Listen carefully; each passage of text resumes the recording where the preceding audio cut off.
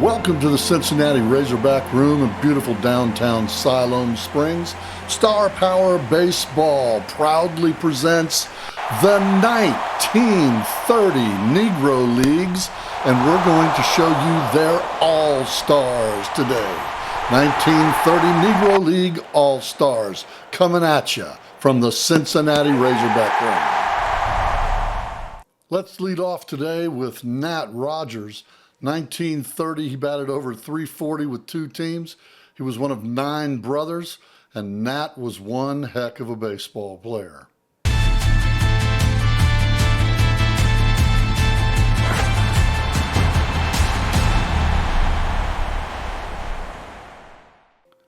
Up next is Harry Salmon, I don't know, but in 1930 he won 10 ball games and had 12 complete games. Quite a pitcher.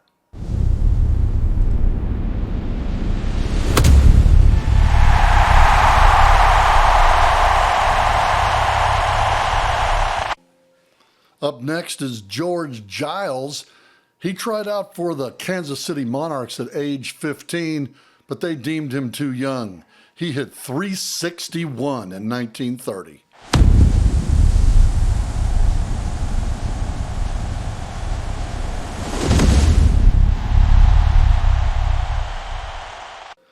Logan Hensley's up next. He won 16 ball games in 1930, pitching 14 complete games that year. Star pitcher.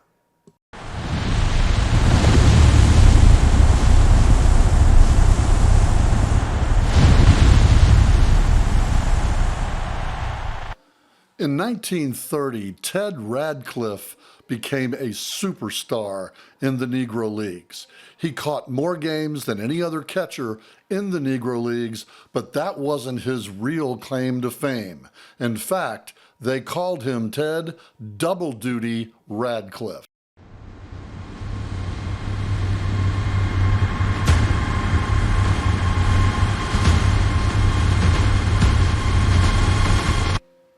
In 1930, Ted Double Duty Radcliffe pitched in 20 ball games. He started 12, he won 10 and lost 2. He had 9 complete games and an ERA of 2.58 for a league-leading 185 ERA plus that year.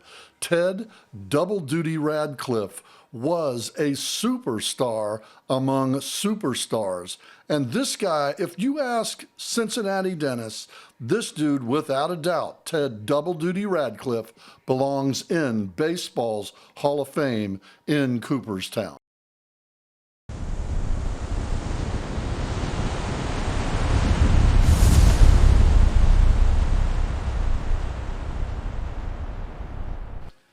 They called him Colt.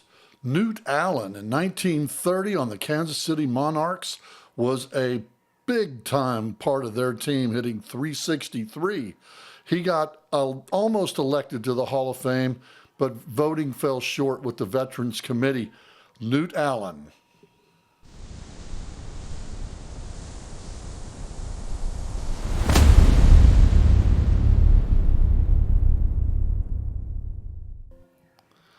William Bell was such a popular figurehead in El Campo that they named a park after him in 2009.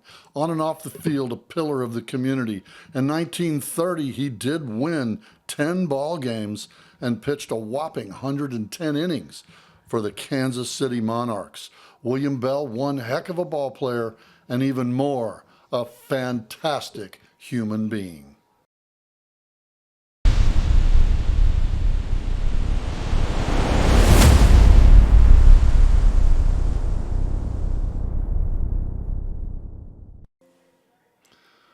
Jabbo Andrews was a rookie in 1930, and he played on 3 teams, 2 of them that he played full-time, and the guy was just phenomenal, batting .357 in 244 at-bats that year.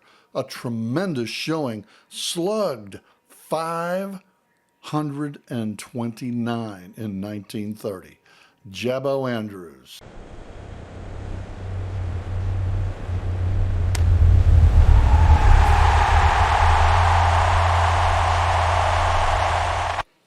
Branch Russell was a wily 34-year-old veteran in 1930 in the Negro Leagues, and he blasted 9 homers and hit .334, and just an amazing ball player was Branch Russell.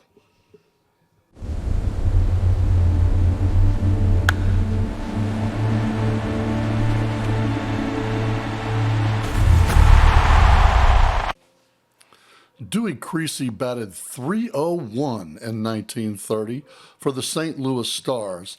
He played in 91 games that year and had 73 RBIs. What a season for Dewey Creasy.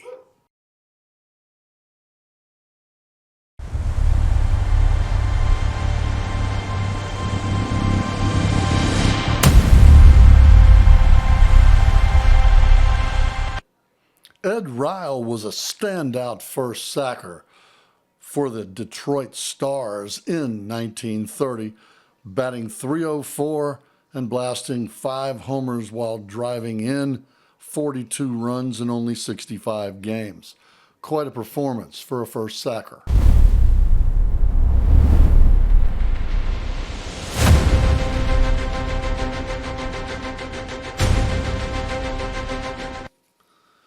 Bill Foster's the brother of Rube Foster, founding member of the Negro Leagues in 1920. And Bill was no slouch on the diamond. That's why he's in the Hall of Fame. A magnificent left-hander. Bill won 11 games in 1930, pitching a whopping 13 complete games.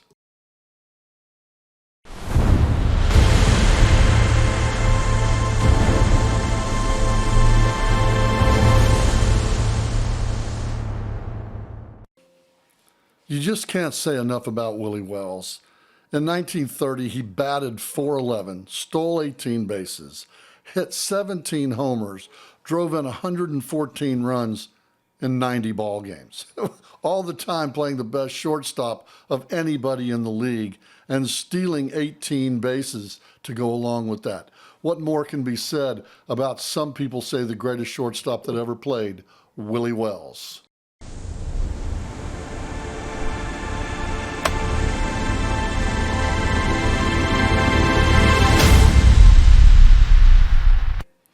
If you listen to the legendary Buck O'Neil, you're going to get a story about Cool Papa Bell that's just too hard to believe. He was so fast that he could turn the light out in his bedroom and be in bed covered up before it got dark.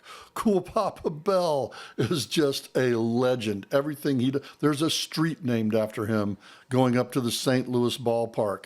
Cool Papa Bell was from St. Louis, played for the St. Louis Stars, and deservingly in the Hall of Fame in Cooperstown, New York. A legend, a great ball player, and a fine human being, Cool Papa Bell.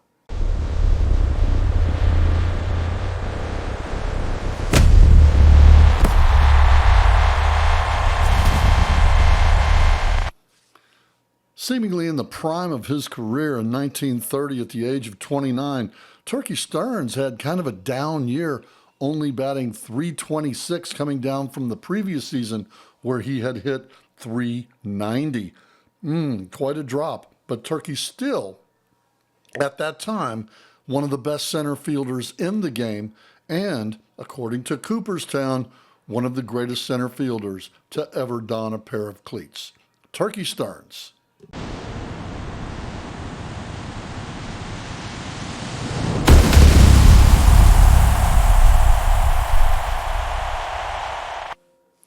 At the age of 29 in 1930, Mule Suttles hit 13 home runs, batted .409, was on base at a .508 clip, and slugged .817 for a .253 OPS plus. This guy had a career year in 1930. Holy cow. Mule Suttles is in the Hall of Fame in Cooperstown, deservingly so, and considered by most one of the greatest left fielder outfielders in Negro League history, Mule Suttles.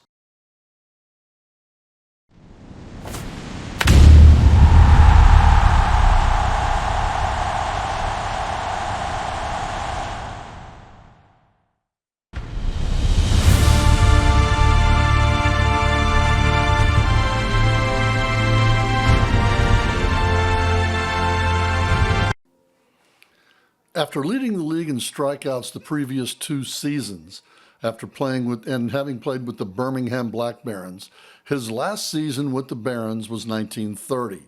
Satchel Paige did not lead the league in strikeouts, but he was still one of the greatest pitchers in the game. He did lead the league in giving up the fewest base runners per inning at a stitch of .81. That's right, not even a 1.0 WHIP. The guy was under 1. Such a fantastic pitcher, and no all-star team would be complete in the 1930s without the mention of Leroy Satchel Paige, a young 23-year-old pitcher, not even reaching the prime of his career at that time. An amazing talent and a legend, filling up ballparks everywhere he went. He would go to play in Chicago, they would fill the park. He'd go to play in Birmingham, they'd fill the park. A star, and that's going to wrap up this episode of Star Power Baseball. Keep the spin going on because the spin is in and the dice are just nice.